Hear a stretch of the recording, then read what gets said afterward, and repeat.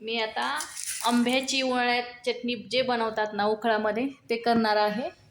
मी ते शेंगदाणे, लाल तिखट, मीठ आणि कांदा आणि कैरी मी आता उखळावर करणार आहे. आणि खूप छान लागते उन्हाळ्यामध्ये खायला. थोडासा आंबट लागतो याला. जो मी आता झाडावरचा बाहेरून आंबा आणलेला आहे. चला मग आपण बिना गॅसची चटणी करूया. याला मी आता साल काढून घेणार आहे.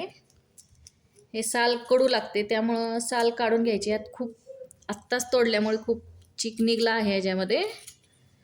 म्हणजे पूर्ण साल काढून घ्यायची आणि थोडंसं धुवून घ्यायचं याला. हा आंबट आंबा आहे. हे आंबट आंब्याचं आपण म्हणतो, पण ह्याचं लोणचं प्लस ते पण कढी खूप छान छान बनते ह्याचे. आणि उन्हाळ्यामध्ये हे पौष्टिक उष्णता कमी करणारा हे आंबट आंबे खूप छान असतात उष्णता कमी करण्यासाठी. वर्षभर टिकणारं लोणच्याचे खूप प्रकार आपण करू शकतो.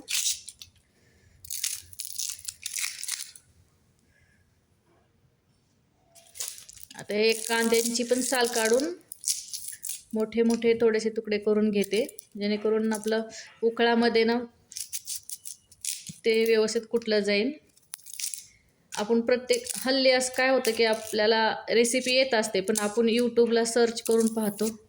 ते वेगवेगळ्या पद्धतीमध्ये आपल्याला शिकायला भेटते. पण आता हे यूट्यूबला पाहिली नाही मी, कारण हे मला येत होती आणि जे मला माझ्या पद्धतीने येते ना तेच मला आवडते. त्यामुळे मी यूट्यूबला काही पाहिले नाही आहे. नाही तर मी बरेचसे यूट्यूबला रेसिपी पाहते दररोज.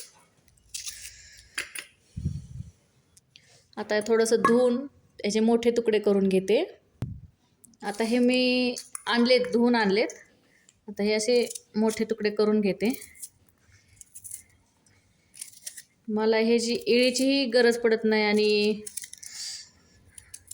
मी असं अंगठ्यावर तोडू शकते व्यवस्थित.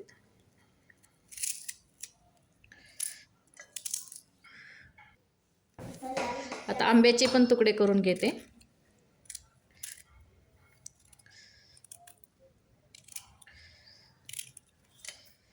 ह्याची कोय आणखी बनली नाहीये, कवळी आहे याची कोय अजून. काढून टाकते.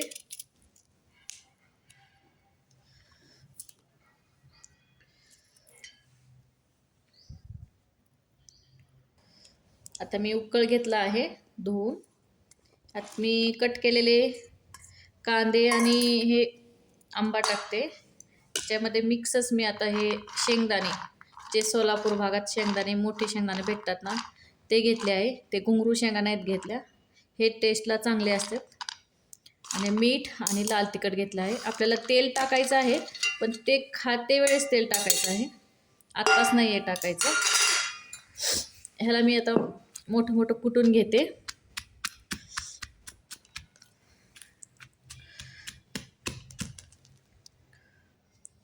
याला कोथिंबर वगैरे लागत नाही, कढीपत्ता हे काहीही टाकायचं नाही याला.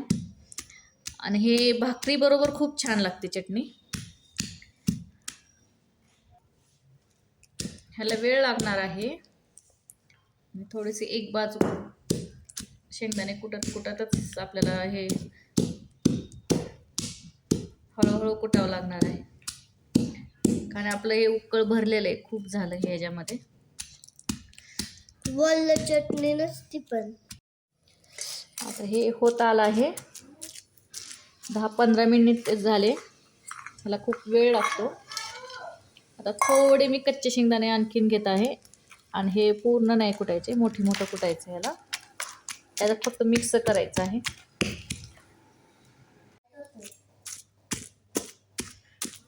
झालं, हे मोठं कुटून घेतलं आहे.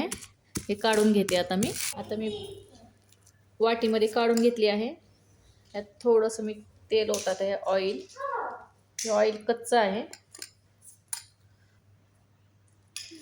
आता हे तयार आहे खाण्यासाठी.